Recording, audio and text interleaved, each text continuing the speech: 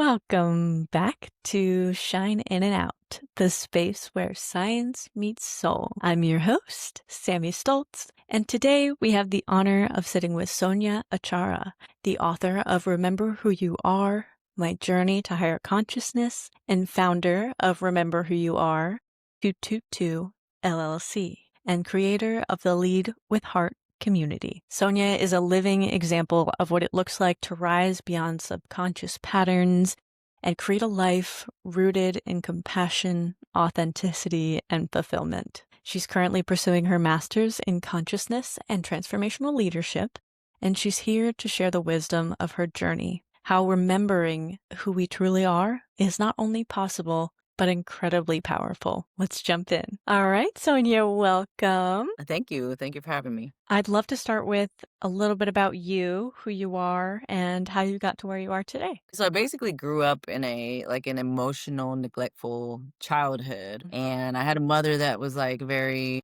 emotionally and physically abusive. And it just was kind of, I guess it was just became the norm for me. So I kind of dove into sports as my sports was like my outlet, and I got really good at sports. I was playing soccer, running track. I ended up running track for San Diego State University, so I really Wow. got good at just I just love pushing my body past its limits. It was just something about that pain that made me feel more alive, I guess. It was chosen And pain, so right? yeah, chosen pain. And so, having grown up just feeling like lonely the whole time and not, just being alone and not feeling like the world was against me, sports was like my, that outlet, that therapy. And then once that ended in college, it was like I had lost that identity. So I had to find something else. And I chose to join the Marine Corps out of all branches. Wow. Woo! So yeah, I was like, oh, and I just believed in myself from the jump. I was like, oh yeah, if I'm gonna do it, I got to do the hardest thing. So, It's I had definitely just pushing seen, your body. yeah, and I had always seen those women, like those badass women. I don't know if I can curse, but those, those badass women on TV that were like, kicking butt and like just, I always looked up to that for some reason. And so I was just very drawn to it. I joined the Marine Corps, and I even ended up becoming like a martial arts instructor in the Marine Corps. Dang! And there was a lot of different things I did in the Marine Corps. I was bodybuilding while I was in the Marine Corps. I ended up doing really well. It became a passion of mine. And then I built a whole team too. Me and this one guy, he was a good friend of mine. We built a team together, and that went well for a while. So I even was like a recruiter for a while. So I learned a lot about business and how to be resilient. And instead of taking the rejection as personal, Mhm. I learned to not take it so personal, and basically, just keep pushing and focus on actually like helping people and helping getting out in the community. And so I ended up doing really well on recruiting duty. And then as I progressed in my career, I became a force fitness instructor. So I dealt with a lot of ups and downs. The Marine Corps is a very I would say a lot of leaders tend to lead from fear versus from Yeah, heart. And the whole time I chose to lead from heart, and I was drawn I love that. to the leaders that did. And so it was really about that heart-centered leadership. It just didn't resonate for me to be that type of leader that yells at their Marines or talks down to them or anything like that. So I found honestly the way that I treated them as equals instead of subordinates. And it was more like a mentorship type of role. And they had a lot more respect for me and actually went above and beyond for me because of the way that I respected them. Exactly. So I definitely believe that, and I've seen for my own eyes how much heart-centered leadership can affect not just a couple people, but a whole command. And so, I ended up getting out of the Marine Corps. It was actually my past coming back to me. I didn't realize I was through all the success I was having, there was a lot of subconscious things that I was pushing down. I kept myself so busy so that I Uh, wouldn't go home and like deal with my own stuff. And so it really had to hit me all at once, where my last command I had like a toxic leader, then I was in a toxic relationship, and it was like all of it. And so I really had to kind of take a deep look within myself and figure out like what is this about. And I realized I hadn't healed the wounds from my mother. And so I started seeing the patterns, and I started seeing the people in my life that had these toxic traits that I didn't realize before because I had Mm, always kind of saw the good in people. yes. And so I started learning how to set boundaries with people. I stopped caring about losing people when before I had this anxiety where like I felt like I couldn't, like I didn't want to lose people, at least the closest people to me. There was people I didn't Totally. want to lose. And so I was able to, it's weird though too because in my career I was able to kind of have a balance, but in my personal life I always had that anxiety. I was always overgiving, Mhm. pouring too much of myself and not having boundaries within myself, you know? And I thought I was I thought I was just being a good person. Dude, been there. Yeah. And I bet a lot of women can even see themselves in my story when it like where you just pour and pour and pour. But what I finally realized is that you have to pour into yourself before it can um go out into others. And so I really had to take a deep look within myself. It's been about 2 years of just like deep inner work. I had like this awakening too. It was like this big spiritual awakening where it was like I started figuring out like how the universe works, and it was like all this science plus spirituality stuff that was coming in, and just figuring out what it is that I'm meant to do here. And I realized that's what actually brought me to the program that I have now, and it's called Lead with Heart, and is geared towards women in business and just women leaders out there. And all of us are leaders in our own ways too, like whether it's being a mom with your friends, with your family, with your at your job. There's ways that you can provide leadership.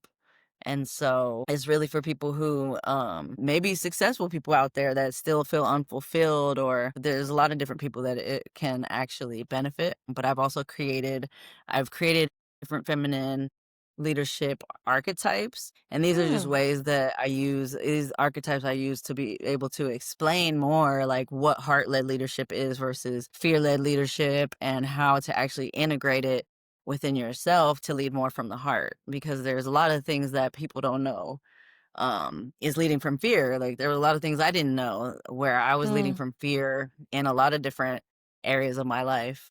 And so it's just something I feel is needed in the Yeah, world today. absolutely. That's what we're about, more of what the world needs. I love that. Yeah, Leading with exactly. the heart, I mean, to me, there's only love and fear.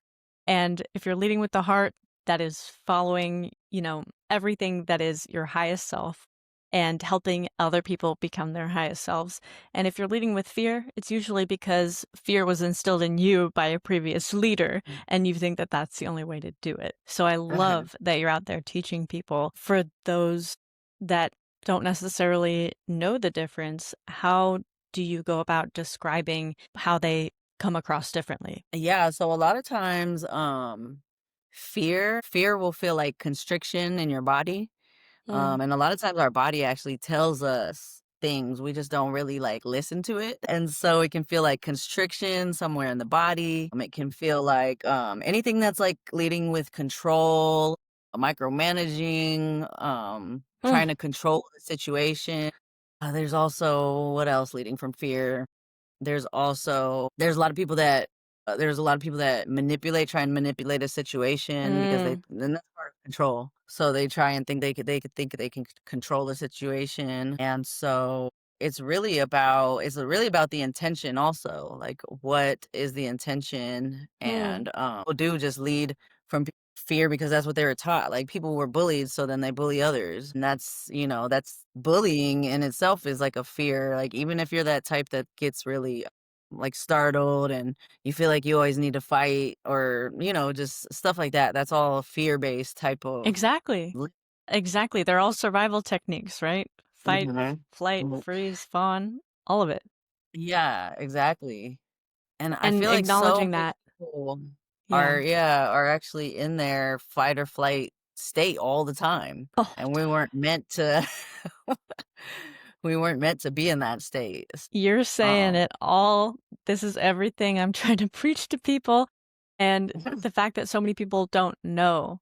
that they think that the Mhm. way that they're living is natural or normal, yet our biology is screaming because Mhm. we're supposed to, yeah, have acute stress for survival instincts, but not this chronic, everyday, high stakes situation that we're putting ourselves in. So I love that you used physical outlets instead. I mean, of course, any type of coping rather than the healing isn't as Mhm. preferable as the healing, but you chose really constructive coping mechanisms, and I very much respect that. I too find physical outlet to be incredibly helpful, even just like from an anxiety perspective or mental struggle perspective, because it's almost like you exhaust your body to the extent that your mind can't bother you anymore. Is that kind of what you experience? Yeah, really, like, yeah, you do, and the the endorphins that you get from it as well, it does Yeah. kinda put you in a better state after you work out and stuff like that, but what I will say is that it didn't make my anxiety any less. Mm, It didn't I will say there was a time frame where I was able to have enough passion to not drink alcohol, but if I wasn't actively competing for a show, like when I was on recruiting duty, mm, I had a lot of alcohol cravings and drinking way too much alcohol. And so really when I finally honestly when I had that awakening, it was like I call it like a quantum healing experience because I literally in like a matter of 2 or 3 days wow. it was, like, completely gone. It was, like, completely no anxiety, like, the lifelong anxiety that I had had was gone, the alcohol cravings was gone, and it's like now it's not that I don't drink at all, but I am able to be a lot more intentional with it, like, "Okay, am I drinking because something happened today that was, like, negative, or am I drinking Mhm. because I just wanna have fun and in the moment I'm with friends or something?" And As an so I'm just a lot enhancement, more. not a Band-Aid.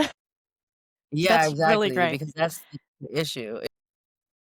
And I It's when love how you people. spoke about how your lessons kept popping back up, the things that you hadn't healed keep coming back Mhm, in other relationships and all of those things. And mhm, I think so many people don't realize that that's why, that it's an opportunity to heal.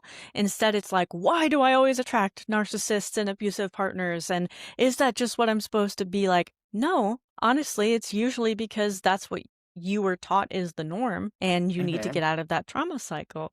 So, mhm. for the way that you did it was just looking at yourself and taking that time. What exactly would you recommend to people that was so helpful to you in order to heal like that? So, honestly, it's really about asking yourself the right questions because our body does hold intelligence within it.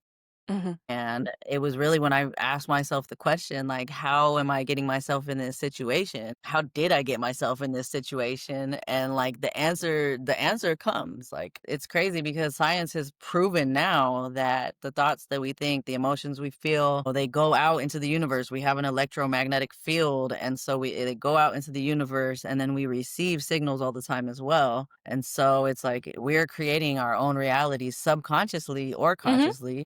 yeah, So it's just once you look at it and you're able to really see it for what it is and heal from it, then you start becoming more of a conscious creator yes. versus subconsciously creating. Yeah, you can't Because the unsee thing it. You is, can't live the way you used yeah, to once you have those realizations. yeah, you can't because the thing that I realized it was crazy because I tried so hard to get away from my mom and in doing that you still attract those people so it's like you can never run away from it. You have to face it. Like if you don't face it in that person, it's going to keep coming until you actually face it. So that's why you Totally. continue to see the same patterns. And what did facing it look like for you? Because I think a theme that we see so much is the fear of addressing those Mhm. things that are so powerful that we've been working to avoid them for so long. How Mhm. did you get the courage and what was your technique to release that and feel safe doing so? So I'm gonna be honest, like it really took a crazy situation for me to finally look at like want to face Sometimes it my, does. yeah. And that's what I realized that when you keep running from it, Mm, the universe is gonna send you bigger and bigger, until you finally look and be like, "Okay, what the heck do I need to do?" And so by then it was like, "Well, I'm just gonna do what I need to do." And so, I did find a mentor, and I was able to basically start learning how to actually feel my feelings, Mm, because for the longest time I had shut my feelings out and I pushed them to the back. And so I bypassed so many things that I had to literally like go back throughout my whole life, and these are the times I felt this. Why did I feel this way? mm. What would I want instead? So all of those things, like, I had to literally write down, and I've done so much of this work. It's literally my whole life that I look back on, and I wrote it all out. Like, I have journals, journals full of it. I've totally found that writing things out is like a master key to unlocking and understanding yourself and those feelings. I love Mhm. how you said you started feeling your feelings because a lot of us think it's an inevitable thing or I can't stop from feeling my feelings. That's why they're so bothersome. But the fact that we all try to push them down and not Mhm, fully process and let them go is why they mhm, stay stuck and why we experience these ongoing patterns until we do that healing. And in hosting this podcast, a big part of that is wanting people to realize that they don't have to suffer for as long as you or I did, that they can work mhm. through the things now before it all bubbles up and something has to trigger it. And slowly be able to let things go and just be healthier and happier along the way. And you were talking about boundaries and also the title of your book is Remember Who You Are. And Mhm. I love that because I'm all about the knowledge that we already have. We have everything we need. And it's all about actually taking the time to listen and understand. So, what brought you to writing that? What was your experience like? What do you hope people get from it? So it's really an interesting story. So I really had this like when I had my spiritual awakening, I was like on this high. It was a spiritual high, and this was a natural state. I didn't use any psychedelics or anything. It was just putting myself in a natural, euphoric, using breath work, Hmm. a mantra, movement. I had a movement. I had a lot. I just dove all in, and so it was like the movement mantra. It was like a day, and morning and night breath work and meditation, and I literally put myself in such a euphoric state that it shot me up into the clouds basically, to where I'm like seeing the higher perspective and why I remembered why I came here, and basically that I chose my parents. I Mm. remembered that, I chose everything that I was gonna go through in order to learn a lesson that my soul needed in order to expand and grow. And so when I saw it from that perspective, it just like changed everything. And I was able to like time didn't matter because time is an illusion anyway. And so Yeah. it really gave me that view of how time really is an illusion, because I was able to do so many things. I wrote this book. It's like 200 and something pages, and I wrote it in a month's time. I was just sitting down and it was just coming out. That's Like how it was you know you were flowing. flowing. Yeah. I was writing speeches and delivering these speeches like a pro. I was just like, it was all flowing. And then I came down from this spiritual high and then was confused. And I was like, what do I do from here? Like, I don't know what to do. And I realized I had to integrate what I knew. Like I couldn't just stay in the clouds. I had to integrate what I knew. So I found like a mentor. She does sacred geometry. She does like your sacred geometry signature. Hmm. And it really was a good way to integrate the spiritual with how we're here to operate Mm. and who we're meant to be, basically. And so I was able to uncover a lot of things and create this program. And it was like, I really had to get in my feminine energy, slow down, because I was always in that like hustle culture, to Totally. like, oh, I feel like I have to do in order to provide income for All of us. myself. Yeah, But totally. yeah, so I ended up writing this book. It was back in February when I wrote it, and then basically, what was the last part of your question? What do you hope that it imparts upon people? Yeah, so I will say that that book is really, so it was a memoir, and it was basically my life, the good, the bad, the ugly, and it just shows like a journey of transformation, like Mm. a woman who went through all these things throughout her life, but was able to like rise from the ashes and create something amazing and did it as a single mom. Yeah. So it's Wow. really I really feel like it's a just the initial story that can kind of maybe trigger, activate something in others to know that they can do it too. Exactly. And Exactly. so but I've learned so much since I wrote the book that I'm gonna have to, like, write another book. Oh, yeah. You should call it Phoenix because you rose from the ashes. I love that. And the way that you explained that the mindfulness practices and all of those things were what allowed you to do the healing makes so much sense because those practices, research shows, like meditation, visualization, they alter your brain activity, increase your frontal lobe Mhm, engagement, and calm the amygdala. And then you're able to approach it from a safe and healing space. So it's so powerful that you do that, and I love trying to find those connections between the soul and the science of things. Do you have any insight on any mhm. just personal insight on where you think they meet, what you think they have in common? Yeah, I love it. I love that because I was always my mom was very religious, so I was always Mm, had questions about religion and like I didn't agree with it. So I was a truth seeker. I had to find the truth. And so that's why I came into my spirituality through science. And so it was really through neurology, quantum physics, and the best way that I would probably describe the science meeting the spirituality is with both of those basically the fact that there's the quantum field is the mhm, field where everyone is connected. And so when you get to that 0 point energy, and the 0 point energy for people who don't know what that is basically when you're present. So when you really come into presence in the now, you're not thinking about the past, you're not thinking about the future, you're in the now. That is the 0 point field. And when you're in the 0 point field, you could literally grab any information that's in the field. And basically there's infinite amount of information out there. There's infinite intelligence, infinite possibilities. And I've even experienced because you still will get tested once you get into this mhm. spiritual side of things, but you know how to handle things better because like I'm able to calm myself down with the breath work and then really ask myself like, okay, how do I get myself out of this situation? And I've literally had like the vision come to me in the exact time that I needed it. And so it's crazy, like just the things that I've been through in the last like 8 months. In the last That's 8 months, incredible, isn't it?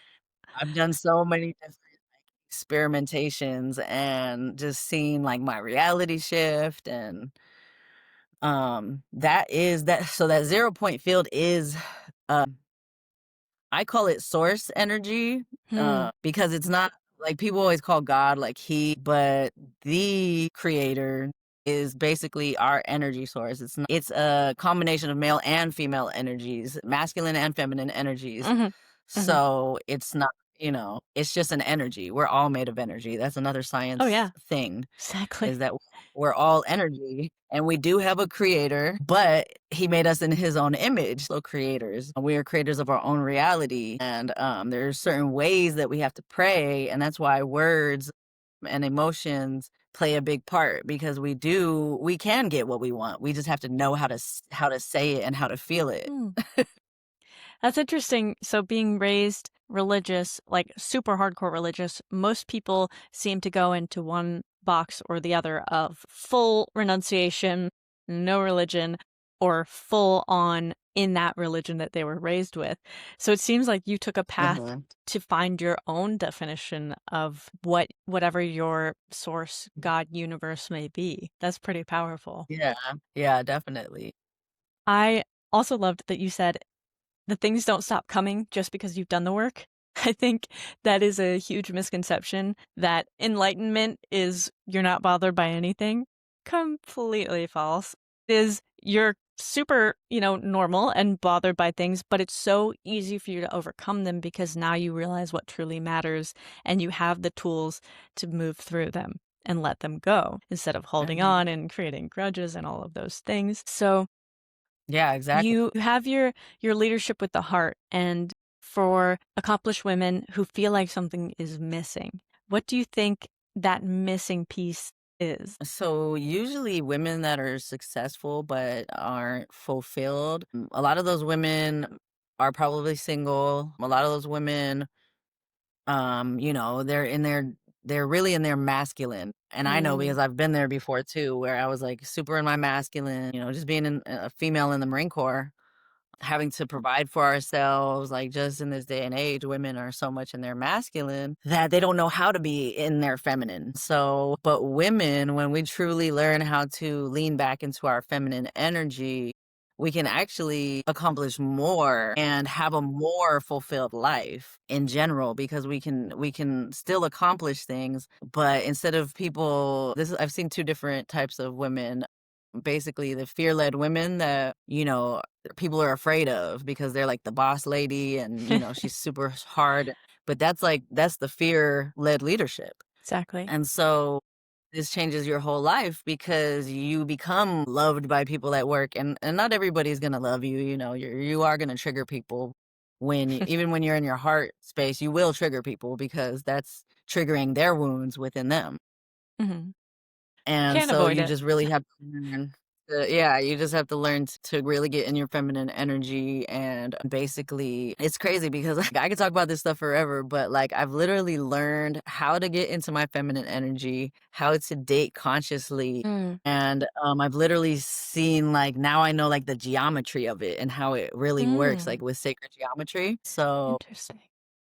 yeah, and so you have the triangle, and one side of the triangle is self-respect. The other side of the Mm. triangle is your desire of what you want, and then the base of the triangle is clarity. And so if your Wow. self-respect isn't there, it's going to be off. It's not a right triangle. And so it's not going to ever work out for the long run. And Yeah. so then you also have those people that don't know what they want. So then the triangle is still off. So true.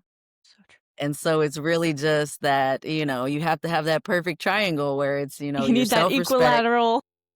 your self-respect and your desires clear to the universe. So, and I've literally seen, the guys that I used to date, and wasn't conscious of all this stuff. I've seen them fall off. Because I don't put up with the things I used to put up with.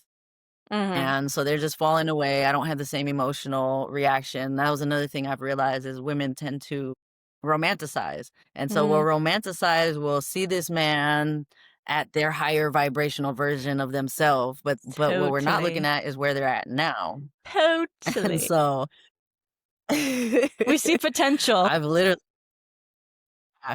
and I've literally like caught myself doing that in the dating phase. And so that's the thing. The real work is actually the old me would have been like gotten tired of dating, and just like gave up for a while. But I was like, no, Mm. let me see what happens. Like it's literally an experimentation for me now. So Isn't that so fun? um yeah, it is. It's Life like is an fun. experiment. Treat it like a game, learn as you go. It's not so serious. I love that. Yeah. And I've literally met better and better men I'm attracting. And so it's just about tweaking your desires from there. Like, Yeah. okay, I didn't like this part. So and I write everything down. Like, what is my dream partner? Because they Oh, exist. yeah. I did that But too. because they exist, you just have to be super clear on what you want and then not Exactly. accept anything less. Exactly. And So so many that's people where are women unsatisfied in life, and it's because they don't know what they want. I'm like, you'll never be satisfied until you figure that part out. yeah, yeah. And sometimes it's trial and error to figure out what you want. Just Mhm. It move is, toward and that. and that's okay. Like, it's okay if you meet people and they're not the one, if they only are there for a short time, and I think that's the thing that we need to get through to us is not getting so emotionally involved so quick Mhm. and just see it for what it is, Well, yeah, basically, that and that's what self-respect. I've learned to do. Yeah. Is this worth my time and energy? That's instead of, Mhm. "Does he like me? Do you think he likes me?" Yeah, exactly. All that It's all that and it's that's self-love, like, you're yeah, lacking self-love and self-worth, and I was that person. yeah, I had to do a lot of inner work in order to really learn what totally. it means to truly love myself, and Totally. so And there's a difference between confidence and self-esteem too. I'm sure as, a bodybuilder and an athlete and a mhm, marine, like that's all amazing things. You probably were confident in your abilities to do all of those things, but it doesn't mean that you have that self-esteem and self-respect and mhm, self-love. And a lot of people think, "Oh, I'm fine, I'm confident." But No, you need the love Yeah, too. you hit it on the head because when I first was told well, yeah, it was really when I was told. When I was first told that I had a low self-esteem, it stung because I was like, "Wait, I'm confident." I I'm was like, crushing it "I'm though. confident. Yeah, I'm doing all these things." And they're like, "No, but in your relationships, you have Mm, low self-esteem. You mm. have this pattern of, and that was when I first went to go see a therapist. So I do feel like the therapist I went to go see, because I've tried a bunch of different therapists throughout my life, and it just didn't click. But the therapist that I saw was like telling me how it was, and I was like, okay. I was like, well, dang, No, that's so real. I Some didn't know people this give up about on myself. therapy. Yeah, some people give up on therapy after one practitioner, two practitioners. I'm like, I'm still searching for my click, but I'm not going to stop trying because Yeah. I know how powerful it can be. I've had great therapists, but maybe not the one that I want to be with long term. But I love that you kept trying and that you found one. I think that's a Mhm. great message in and of itself. When you talk about the feminine energy and all of that, I think especially when it comes to women in leadership and the Mhm. society that we have that rewards hustle culture and performance, how do you teach these women to lead boldly while also still having their compassion and their authenticity and learning to be in that feminine, learning that they don't have to be this image that society necessarily Mhm. tells them to be successful and to be a great leader? Yeah. Yeah, because that's the thing when we're trying to prove and trying to push and always trying to prove ourselves, that's it being in our masculine energy too much. That's fear. Will they not respect me? Yeah, exactly. That is fear. Yeah. That is leading from fear. And so really leading from heart is being able to actually lean back and not care what people think. And it takes time. Like it really does take time because you have to unprogram, you have to deprogram yourself from all the things that you've learned in your whole life. And that's why I do like an 8-week program because it's really in depth where it's like one-on-one and they're telling me what's going on in their life. And I'm able to, since I've done the inner work, I'm able to see the patterns that Hmm. they can't see. Totally, totally. And so I'm able yeah. So I'm It's able so to see the clear. yeah, yeah. Once you Like, get there, once it's you so clear. And it's like so yeah. hard to watch everybody suffer when they don't need to be suffering. I mean, that's why I feel such a call to help. Absolutely. I love that. Yeah, I do believe people like us that have kind of woke up to that, we do have that purpose to kind of guide people. But I have always been the type that wanted to help, but I've realized that people don't need help and they don't need fixing. And everyone has their timeline of when Journey. their journey. And so it's not my place to You're a go out there and guide convincing people, but yeah, but I do when they believe look that for it. our soul clients are gonna they're gonna find us as long as we're Yeah. putting a clear signal out into the universe. Our soul clients are gonna find us and we're gonna be able to activate within them. Really activating within them their activating within Their them, inner knowing. within their inner knowing, Yeah, basically. totally. It's not healing. I don't like to say, like, fixing because none of us are broken. It's all, like, part of the process. It's not healing, it's revealing your true self. Yes, there you go. That's a good one. I like that a lot. I like that a lot. So, a big part of that healing is taking the time for yourself. And all of these, women in leadership, and they're always busy and doing all these things, and Yep, perhaps oftentimes feel guilt when they try to rest yep, or take time for themselves. What do you mhm. suggest? How did you come to feeling comfortable and prioritizing taking that time for yourself to heal, to meditate, to do all of those self-care rituals? So that was also working through my own fear. I had to work through my own fears of if I rest, how am I gonna make money? If I rest, how am I gonna provide for my son? It's all those fears that do come in, Yeah, but it's and they're really real. about yeah, they're gonna come in and they never go away. You just learn how to deal with them. But I'm actually at the point where I'm learning how to befriend my fears, like have a dialogue with it. That's part of my master's program too. I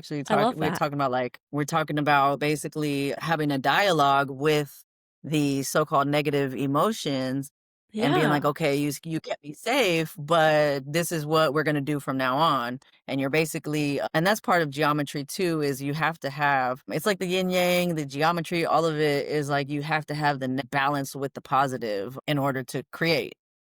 I love that. It's actually something that's a tenet in so many different things, scientific, religious. Like, I know there's a story in Buddhism where Buddha literally invites that, you know, evil version to tea Mhm. and discusses with it. It's not fear anymore. Like internal family systems psychology, which is a fairly new field, it's talking to those versions of yourself that felt the Mhm. need to protect you and telling them, it's okay. I'm safe now. I don't need those Mhm. behaviors anymore. I understand why you did it. It's being gentle.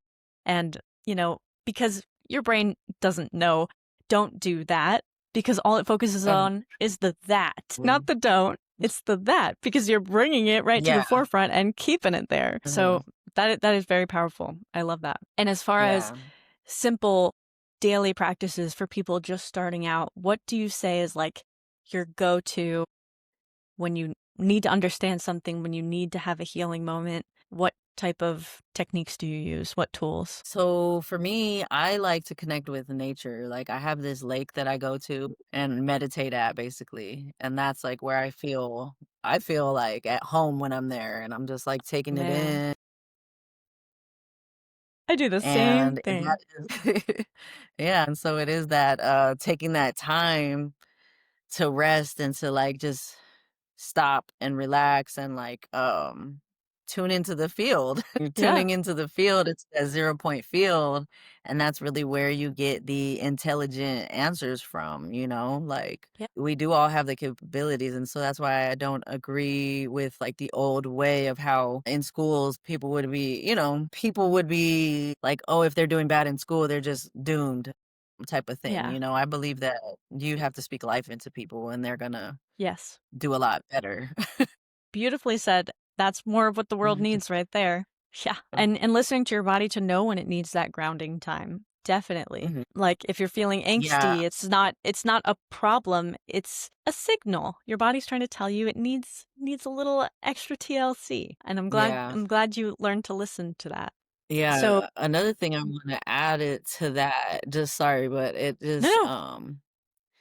it won't so it just came to my mind and I wanted to say it, but it's really just the reason why we even get, like, diseases in our body is because it's trapped energy. So when we actually take the time to do all this work, like all the inner work, with all the grounding I've been doing just in the past 8 months, all the pain that I used to have, like I used to be so tight being in the Marine Corps and even Oh, working out and just everything was so tight. And now like I rarely have pains anymore because of all the work, the grounding, like all these different things that I do. it's So I really incredible. believe I'm so that's glad you like if mentioned that.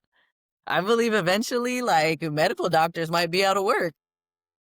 I'm not gonna lie to you, I am a prime example of that. I what triggered my whole journey here was I pushed myself so hard that I got a chronic illness. And Mhm, doing this work is ultimately what healed me. It wasn't, taking pills or, doing all the protocols that I did try. mhm, It was releasing and changing mhm. my perspective and learning a much healthier way to live overall. Yeah, And that's what I want to teach people because they're suffering. They're either mentally suffering, in pain suffering, or both.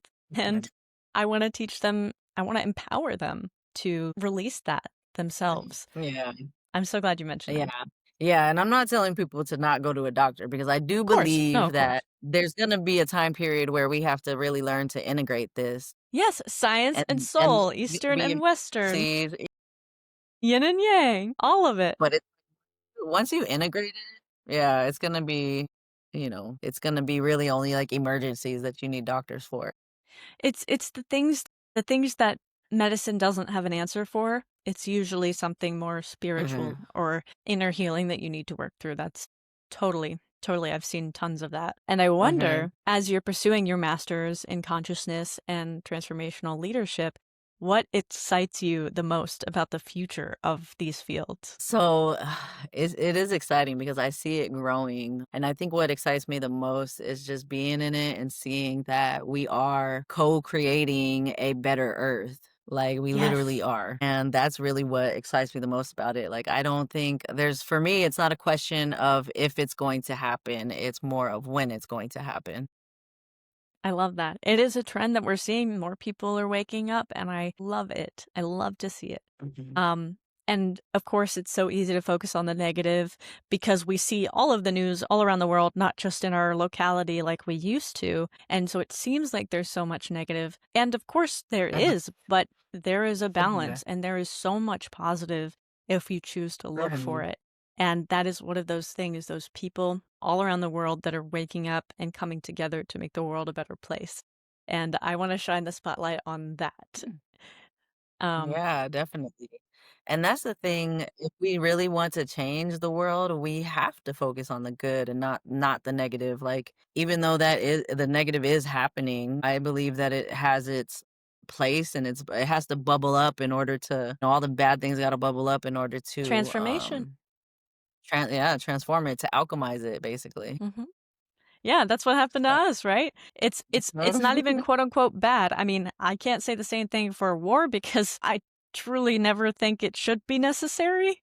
But, yeah, there's a reason for everything and it all comes out. And one last thing that I'd like to hear your explanation on because I know, Dr. Joe Dispenza, a lot of the quantum people, the scientists and the spiritualists alike talk about how time is an illusion. And you mhm. mentioned that. So I'd like to hear how you came to that realization before.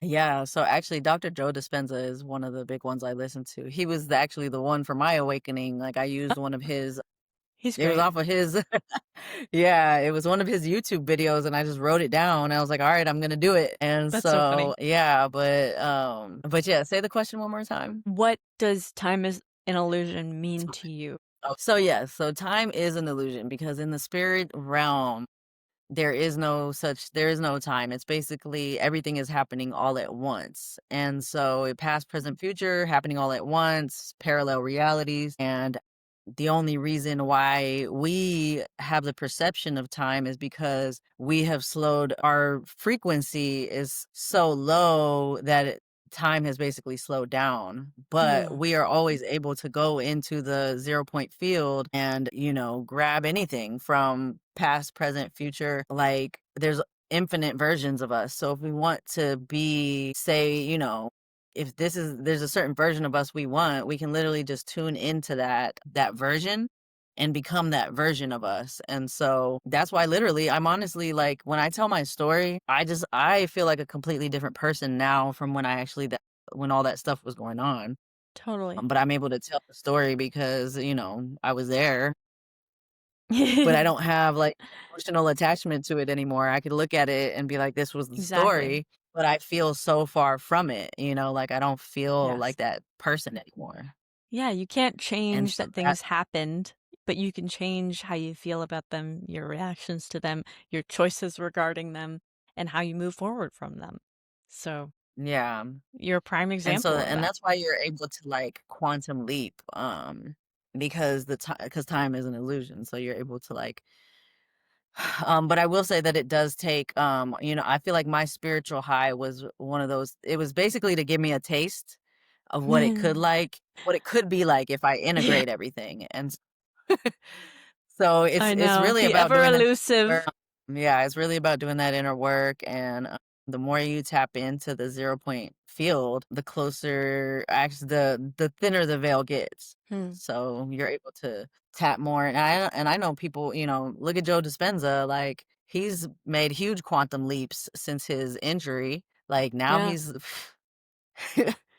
he's, like, selling out all over the world And I'm so with his glad. yeah. Yeah. And so, it's definitely possible for people to like tune into it.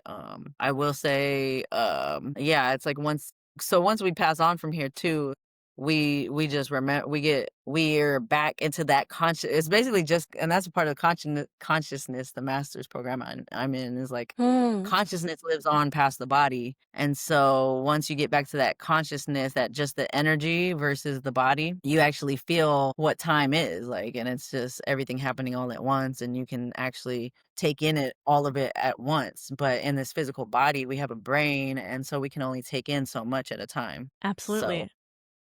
And there's the science behind that too. It all connects Mhm. and we're learning more and more and it is so exciting. And that's what I want to Uh-huh. research in my PhD. Science and soul, baby. Thank you Yeah, for I love being that. such a wonderful example of overcoming all of the things that we can't control what may happen, but we can control how we respond and how we come out of Mhm. it. So you've done so beautifully, and you're helping so many people do the same. So thank you for the work that you're doing to make the world a better place. And thank you for being here today. Yeah, thank you. It was definitely a great conversation. Yeah, it was a pleasure. All right. Sonia, thank you so much for sharing your journey and your wisdom with us. And thank you for reminding us that leadership doesn't have to be about pushing harder. It can be about remembering more deeply. Your journey shows us that transformation isn't just possible, that it's inevitable if you choose to lead with your heart. For those listening, if you want to contact or learn more from Sonia, all of her information will be in the show notes. And remember, transformation starts the moment you choose to remember who you are. Until next time, keep shining.